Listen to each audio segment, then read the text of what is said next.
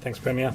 I might actually start with the Yarra Valley Water issue, just to emphasise that for a boiled water advisory, we do ask households to bring their water to a rolling boil and to use it for all consumption. So whether you're drinking it, using it for brushing teeth or making ice, just make sure that that water is boiled to a rolling boil before it's used. Obviously let it cool down to make it safe for kids as well. It is a very broad boiled water advisory, but I hope it's not going to be in place for too long. Obviously, the Sylvan Reservoir is back up in terms of its disinfection procedures, but there'll be some water in the system that needs to move through, so that will be updated as soon as that boiled water advisory can be lifted. On numbers, we're clearly still trending in the right direction. It's not gotten below 100 yet. I do expect that to happen, if not over the weekend, by next week. If trends continue, we obviously have to hold the course here. I was speaking to a woman in the Latrobe Valley yesterday, and she summed it up for me really. She said, we're all doing it very hard, but when we're doing the right thing, numbers go down. When we're not doing the right thing, numbers go up. It's really as simple as that. At the moment, we absolutely are doing the right thing, and I don't mean that morally. I mean that in terms of the things that work to drive transmission down. There's no question we're doing it tough, but there's also no question that numbers continue to decrease. In regional Victoria in particular, it's very much on track. In Metro Melbourne, it's also pretty clear that we're at half the level of active cases than we were a couple of weeks ago. So it's also very much on track. The pressures on the health system are also going in the right direction. So the number of people in intensive care, those who are ventilated and those who are hospitalised remain pretty stable and slowly decreasing. There are fewer active aged care outbreaks, but I think a number of those ongoing outbreaks are still driving a significant proportion of our daily numbers.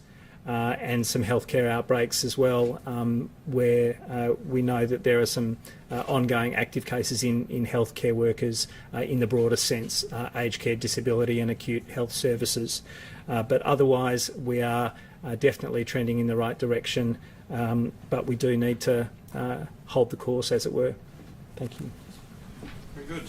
Happy to take any questions you have. I actually might start with Brett if I could. No worries, that's fine. Just with those comments around the aged care and health care and driving the numbers, does that put us in a position where you can start to think about how you ease restrictions for the wider community if you know where these cases are? It does help. Look, it's good news and bad news. It's bad news in as much as we don't want staff, we don't want residents to be infected with coronavirus, but we know where we have to focus our attention and priorities to make sure that we're getting on top of transmission in all of those settings. But it is good news in as much as we know that that's a not insignificant proportion of our daily numbers, and that really the community cases, are a half or a bit more than half of our daily numbers. So that's encouraging, that you know where the outbreaks are, you know that they're not mystery cases where the places they've acquired it or the people they've acquired it from are not known and therefore might be transmitting otherwise.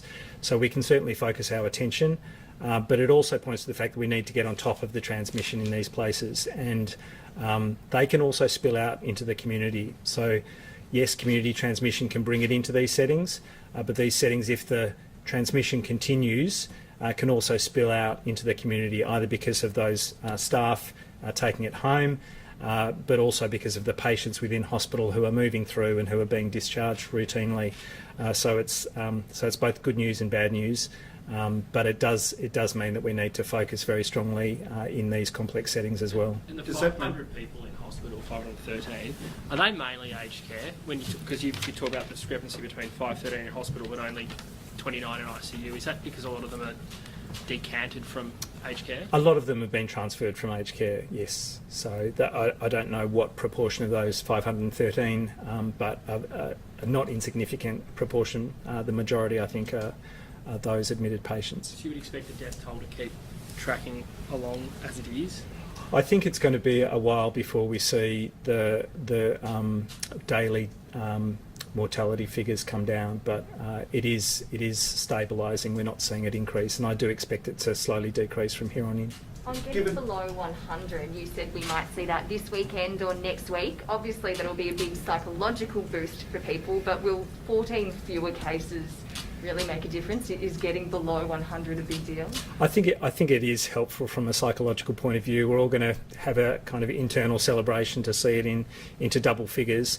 But no, it doesn't make a huge material difference. It's just a sign, if we get there, and I hope we do, that we're still heading in the right direction, and that it is a consequence of all the hard yards that we've done individually and collectively to minimise our contact with others that's driving this down. Given that you're talking about the outbreaks in aged care and healthcare, and they're about half the community transmissions, does that then open the case for when ultimately we reduce the restrictions, we can target restrictions a lot easier? We will always target restrictions. We will always look at where transmission is occurring, where we can most, with the greatest confidence, ease restrictions without putting at risk a resurgence of cases. So yes, we'll look at where transmission is primarily occurring, how well controlled it is, and almost as a separate issue, we'll look at those mystery cases. We need to be very confident that those mystery cases are getting down to the lowest possible numbers, and ideally to have none whatsoever. Because if we know where every single case is coming from, then we can absolutely track and trace both upstream, where people have acquired it from, so that we understand the settings and the circumstances where transmission's occurring, but also downstream, where all of their close contacts are. That's much more containable than mystery cases, where we can control their downstream close contacts, but we don't know where they've got it from, and therefore we don't know necessarily where further transmission might be happening. So how realistic is it then that the mystery cases will all be sorted within 2 weeks, which is what we're talking about for stage 4? You're asking me where we'll be at stage 4. I don't know. We're heading in the right direction. Mystery cases remain a similar proportion of our total cases each day. But as the total cases come down, those numbers will get into single figures, but we're not there yet. Is it realistic to expect it within 2 weeks? I don't know. I honestly don't know. Look, the tail of an epidemic has lots of complexity to it.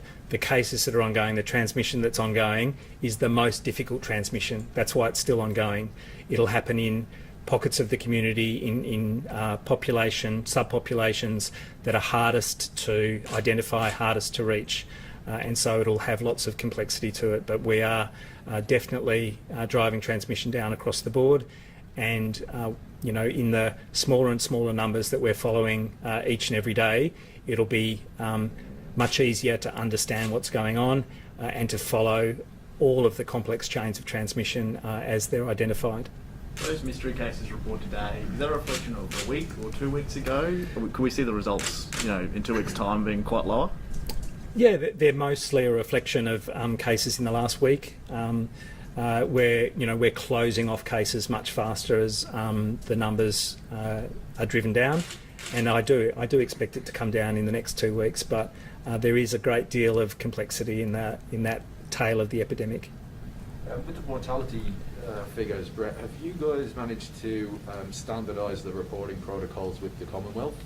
We had a slightly different protocol about whether or not you die from coronavirus or with coronavirus. I think there's still some reaccounting to be done for some historical cases, because the Commonwealth brought in some mandatory reporting of deaths in aged care later on in the pandemic. So there's some historical reaccounting that will need to happen. But in terms of the daily accounting, they are reasonably lined up, as I understand.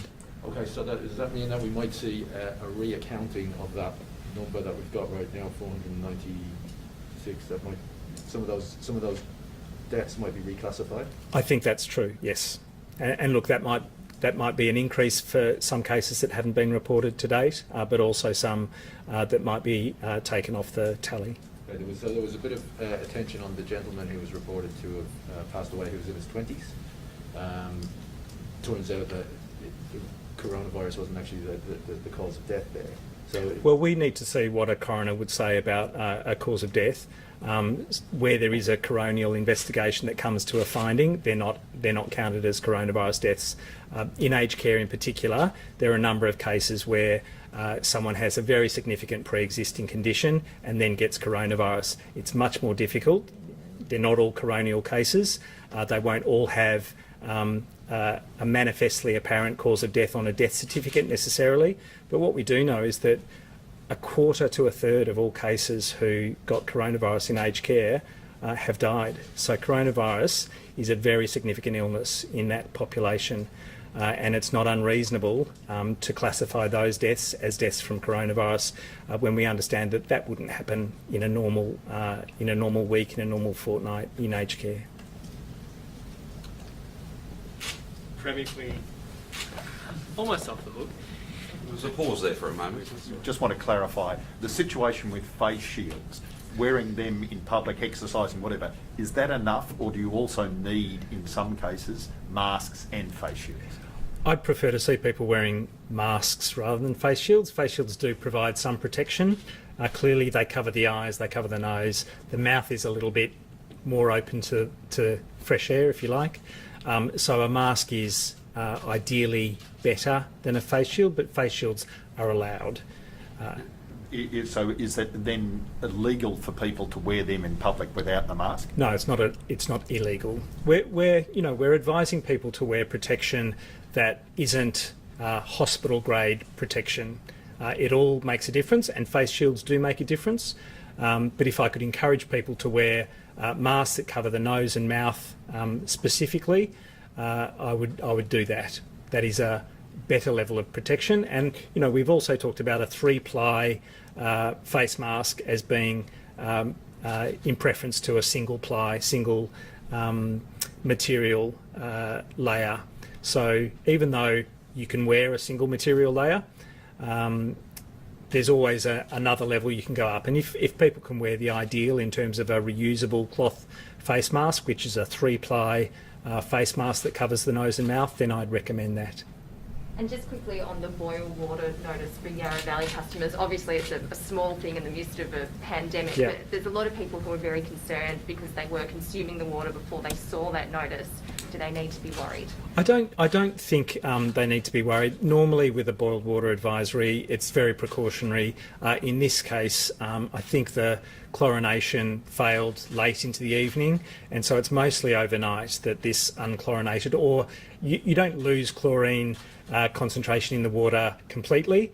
It'll be dropping overnight, and it's been restored today. So there'll have been a period of time, mostly overnight, mostly when people haven't been drinking water, where chlorine levels have dropped below a safe threshold. But the risk is not huge. It's not completely unchlorinated and contaminated water. It's water where the chlorine levels have dropped below what we would say is an absolutely safe standard, and the Australian drinking water standards are very high.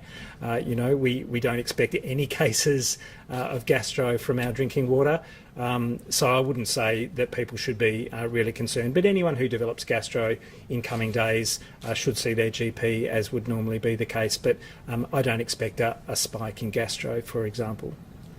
Premier, I just have one last question. Sure. Residents in North Richmond are concerned about